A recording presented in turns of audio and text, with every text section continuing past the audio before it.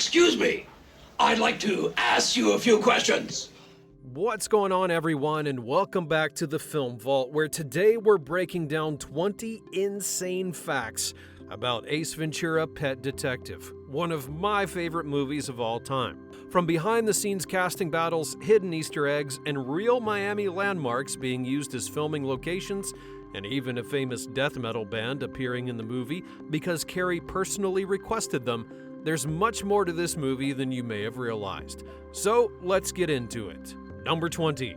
Before Jim Carrey became Ace Ventura, the role would take a roller coaster ride.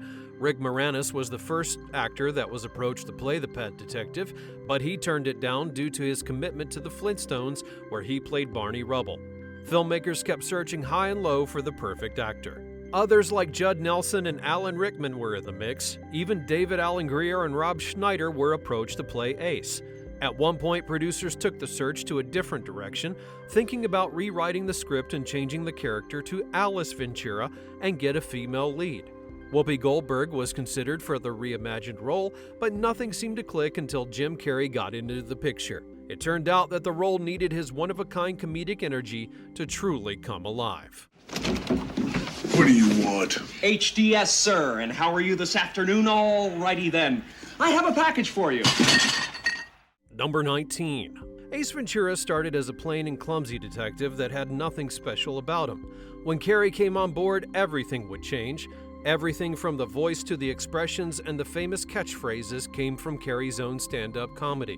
He brought a unique energy and pushed the comedy to its limits, making Ace wildly unpredictable, yet strangely brilliant at solving cases. Behind the scenes, Carrey had two clear demands before taking the part. First, the movie had to be as crazy and outrageous as possible. Second, Ace, no matter how strange, had to be great at what he did. The original script was much darker and traditional, but Carrey threw that out the window and turned Ace into the quirky pet detective that we all know today.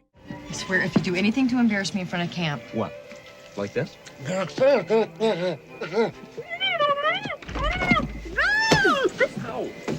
Number 18. This would be Tom Shadyak's first big chance to become a Hollywood director.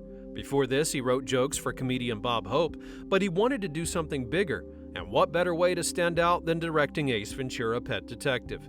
It was wild and funny, and his first feature film as a director, and he tucked a sly nod to his own name into the movie.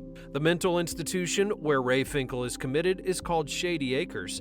The name is a play on the director's own surname, Shadyak, tucked cleverly into the film. His production company, also called Shady Acres, did not exist yet, and he founded it in 1999 and named it after both his last name and the asylum. The detail may slip by most viewers, but it's an Easter egg that ties his work in with everything. Shady Acres would later produce Bruce Almighty, where he reunited with Jim Carrey. Talking about reuniting, we'd love to reunite on other videos as well.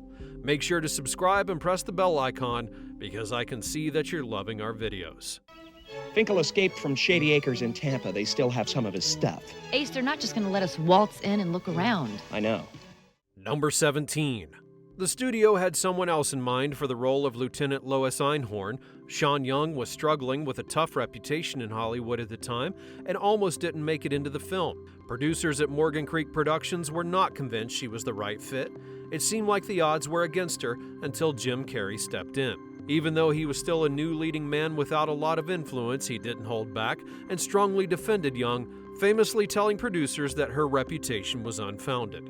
It would be a game changer for Sean Young. She's publicly credited Carrey as the only actor who personally fought to get her cast in a role. And despite the studio's doubts, Carrey's persistence paid off and Young landed the part. Holy Testicle Tuesday! What the hell is he doing here? Number 16. Courtney Cox would not be the first choice for the role of Melissa Robinson. Big names like Carrie-Anne Moss, Tia Leone, and Lauren Holly were also in the running for the part. But something about Courtney stood out, and she eventually landed the role. The decision turned out to be a smart one because her performance perfectly fit the quirky world of Ace Ventura. At that time, she was not the household name that we all know today. The timing of her casting is what makes the fact so insane. The movie hit theaters in February 1994, months before Friends premiered in September of the same year. That meant that viewers got to see her as Melissa Robinson before they even knew her as Monica Geller. Would you like an ashtray? I don't smoke. It's a disgusting habit. Number 15. Many people may think of Jim Carrey as the biggest star in the film, but when it began, the most famous name on the call sheet was none other than rapper Tone Loc. At the time, he was still famous for two massive top 5 hits, Wild Thing and Funky Cold Medina, and was the most recognizable name attached to the film. Bringing him on board would add credibility to the film, especially since Carrey was still relatively untested. Tone Loc played Emilio, a friend of Ace and a police sergeant, but that wasn't his only contribution. His track Ace is in the House even made its way into the film, a smart move to include such a big name in music during that time, and it added extra buzz to the project. This is not the time, Mace. If Einhorn come down here and see me talking to you or your ass, I'm history. Number 14. The infamous bit where Ace talks out of his butt may seem kind of silly, but it has a wild and unexpected backstory. It traces to Carrey's days on the sketch comedy show In Living Color. Carrey had pitched a sketch idea to show creator Keenan Ivory Wayans, who repeatedly rejected it. Frustration would boil over, and in a moment of pure defiance, he stood up and acted out a mock sketch using his backside as a mouthpiece.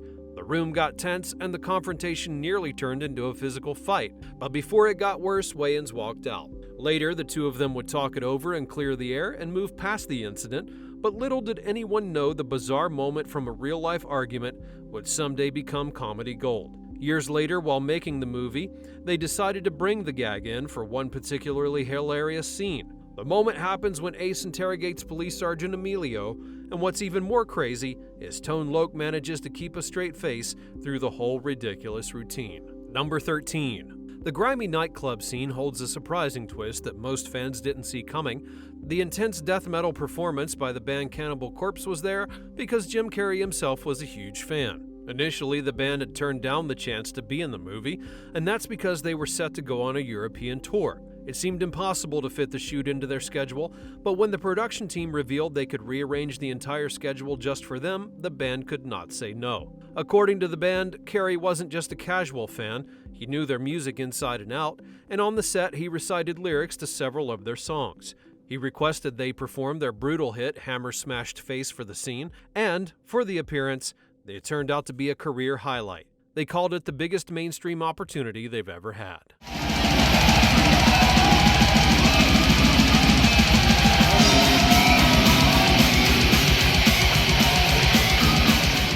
Number 12. The animals in Ace's apartment made things tense on the set. The director shared that Courtney Cox had a tough time dealing with some of the creatures. One that she was especially scared of was the monkey, and for her it would be a nerve-wracking experience that added an unexpected challenge to filming. Then there was the love scene between Cox and Jim Carrey, which brought its own level of awkwardness. Think of a room full of animals watching as the actors try to perform. The director described it as the most uncomfortable sex scene he ever put on a film, and the idea of doing something personal with the eyes of curious animals locked on you is enough to make anyone squirm. Number 11. Locations in the movie have unique backstories. Ace's Surfside apartment is the Campton Apartments on Washington Avenue in South Beach, located right beside the Cameo Theater, the place where Cannibal Corpse performed. Imagine strolling through South Beach and recognizing the same building where these iconic scenes took place. Meanwhile, the lavish party and asylum scenes were filmed at a villa in Coconut Grove, a historic estate that was built in 1916. The grand location has played a role in multiple Hollywood films, including Iron Man 3, Any Given Sunday, and even Airport 77. Its timeless beauty was the perfect backdrop for the eccentric chaos of the film. I'm really going out on a limb here, Ventura. Camp social events are strictly A-list. Number 10. When Ace steps into Einhorn's office to break down the case, there's something strange on her desk. A banana sits positioned between two apples. It might seem like a random fruit arrangement, but it's not. The small detail was actually a hint, quietly foreshadowing her true identity. The director later confirmed it in the commentary that it was planned on purpose, saying that it was one of the rare moments the movie tried to be subtle. But in the movie's usual wild and crazy style, even this subtle moment isn't so subtle once you notice it. Number 9. The faded photo that Ace finds of Ray Finkel in his Dolphins days hides an unexpected twist. The face in the photo is Sean Young, but she's in disguise wearing a wig and fake mustache, completely ditching any other makeup. The director pointed out an extra hint, saying that you can tell it's her by the thin arms, and shockingly from the neck up, she makes for a surprisingly convincing man. The filmmakers didn't stop with the photo. Young had played both roles to create one of the movie's biggest surprises. It's when we find out that Finkel and Einhorn are the same person. Finkel's look was based on a real Miami Dolphins player, and the team worked hard to make the moment stand out by using clever cues, creativity, and real-life inspiration. Listen, pet dick, how would you like me to make your life a living hell? Well, I'm not really ready for a relationship, Lois. Number 8. The hook swing finale was a whole lot bloodier than what we saw originally. When Ace swung the giant hook at the two henchmen, it was supposed to show both of them getting decapitated. It was staged to be brutal, shocking, and far more intense than what ended up in the movie.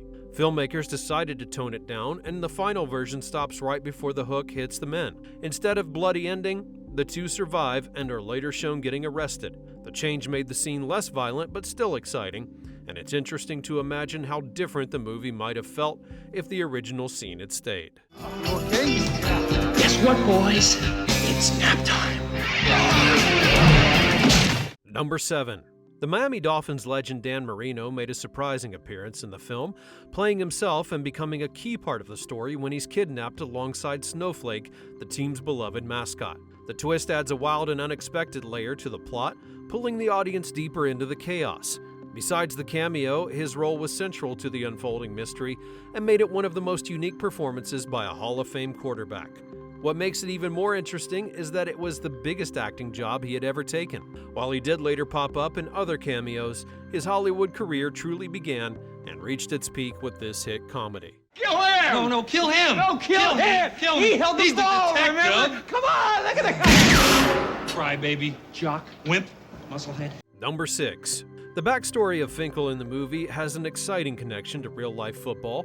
Finkel's character was inspired by Buffalo Bills kicker Scott Norwood in his infamous wide right miss in Super Bowl 25. That missed kick haunted Norwood's career and became a defining moment in football lore. When you see the movie version of the career-crushing miss, it's not Norwood's footage you're looking at, but instead, the filmmakers used real game footage of a Miami Dolphins game. What's even more crazy is that kicker actually loves being associated with Ray Finkel, and by his own account, he embraces the fame of being linked to the fictional downfall in the film. It's rare for a player to enjoy being remembered this way, but he turned it into something fun rather than frustrating. Number 5. Carrey earned about $350,000 for the role, with some saying it was closer to $450,000. For most, it would still be a huge deal, but what happened next in his career would be incredible. Months later, he starred in Dumb and Dumber and earned an eye-popping $7 million for that film alone. By 1996, Carrey shattered Hollywood records with The Cable Guy. For that movie, he bagged a whopping $20 million paycheck, becoming the first actor in history to earn that much for a single movie. The number became his new standard, and the rise of Jim Carrey from a modest payday to a record-setting amount in only a couple of years is nothing short of astonishing. Number 4. The success of Ace Ventura was a game-changer for Jim Carrey. At the time, it was the only movie of his running in theaters, but its unusual humor and Carrey's wild performance caught everyone's attention. Warner Brothers saw something special, and before his next film, The Mask, even hit the big screen, they offered him a major opportunity. He would be cast as the Riddler in Batman Forever. This decision raised eyebrows, especially since the role had been turned down by none other than Robin Williams. The movie would mark the beginning of an important partnership. Carrey joined forces with the director, and the two went on to create more hits together, including Liar Liar and the heartwarming Bruce Almighty. From one single quirky movie, his career skyrocketed in unexpected ways. Number 3. The climax of the movie has one of the most debated moments. Ace uncovers that Einhorn is actually Ray Finkel, revealing that she is a transgender woman. This is shown as a shocking twist. The characters react with disgust and mockery.